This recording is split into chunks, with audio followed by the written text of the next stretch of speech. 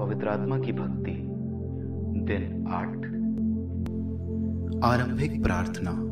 हे पवित्र आत्मा, मेरी समझ को बढ़ा ताकि मैं तेरे आदेशों को जान सकूं। मेरे शत्रुओं के जाल के आगे मेरे हृदय को मजबूत बना, मेरी इच्छाओं को जला। मैंने तेरी आवाज सुनी है और मैं अपना हृदय कठोर करके तेरा विरोध कर ये नहीं कहना चाहता बाद में, कल, फिर कभी, बल्कि कहना चाहता हूं अभी, क्योंकि कहीं ऐसा ना हो कि मेरा कल हो ही ना।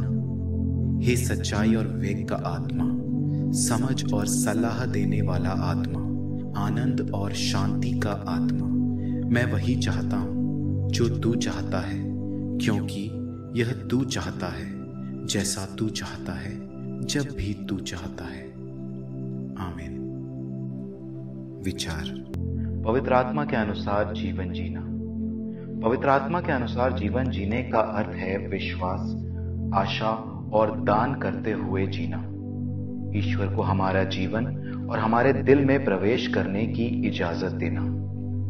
दिन प्रतिदिन हमें और उनके समान बनना चाहिए। एक समझदार और गहन क्रिस्तीय जीवन बदल नहीं सकता, क्योंकि ये हम में बढ़ता हुआ ईश्वर के अनुग्रह का फल है। प्रेरित चरित्र के एक वाक्य में हम पहले के क्रिस्तीय समुदाय का वर्णन कर सकते हैं। प्रेरित चरित्र अध्याय 2 पद संख्या 42 में हम पढ़ते हैं कि नए विश्वासी तत्चित होकर प्रेरितों की शिक्षा सुना करते थे, भ्रातृ प्रेम के निर्वाह में ईमानदार थे और प्रभु भोज तथा सामूहिक प्रार्थनाओं में नियमित रूप से शामिल हुआ करते थे। इस प्रकार पहले के क्रिस्तीय अपना जीवन जीते थे और हमें भी उनके समान ही जीना चाहिए।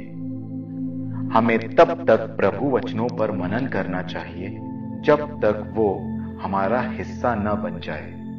अपने प्रभु को पवित्र यूक्रिस्ट में ग्रहण करना, प्रार्थना में उनसे व्यक्तिगत तौर पर बात करना, कुछ भी न छुपाना परंतु सब कुछ उनके सामने रखना, ये हमारे आचरण का मुख्य कण होना चाहिए।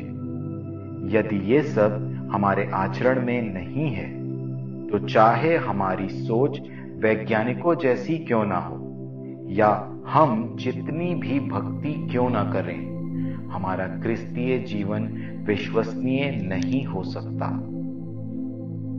क्योंकि हम सब बराबर से पवित्रता के लिए बुलाए गए हैं। यहां कोई बड़ा या छोटा नहीं है, फर्स्ट क्लास या सेकंड क्लास नहीं है। हम सभी को एक ही बपतिस्मा दिया गया है। हालांकि हम सभी को अलग अलग प्रकार के पवित्र आत्मा से वरदान मिले हैं और हम सब अलग अलग परिस्थिति में हैं, परंतु एक ही पवित्र आत्मा से हमें ईश्वर के वरदान प्राप्त होते हैं। एक ही आशा है और एक ही प्रेम है। यदि हम प्रेरितों द्वारा पूछे गए सवाल खुद से पूछें, क्या तुम ये नहीं जानते कि तुम ईश्वर का मंदिर हो और पवित्र आत्मा तुम में निवास करता है?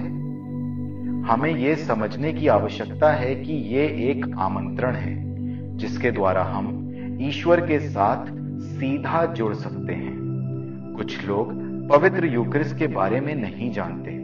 उनके लिए यह महज एक नाम है और वे इस रहस्य से अनजान है कि वो 3 व्यक्ति एक ही ईश्वर में उपस्थित हैं, जिनसे हम प्रार्थना करते हैं, जिनके द्वारा हम अपना जीवन जीते हैं। हमें प्रभु के साथ सरलता और विश्वास के साथ जीना चाहिए, जैसा कलीसिया हमें सिखाती है।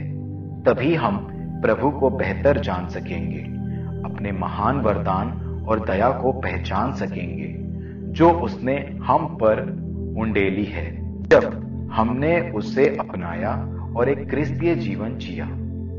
हम ये महानता और सच्चाई महसूस करेंगे जो केवल तब आती है जब हम स्वयं ईश्वर की दिव्य उपस्थिति में अपना जीवन निर्वाह करते हैं, जीते हैं। अंतिम प्रार्थना। हे पवित्र और दिव्य आत्मा, पवित्र कुंवारी मरिया की मध्यस्थता द्वारा अपने वरदानों की परिपूर्णता हमारे दिलों में ला। तुझसे सांत्वना और बल पाकर हम तेरी इच्छा के अनुसार अपना जीवन जी सकें और तेरी अपार दया की महिमा करते हुए मर सकें।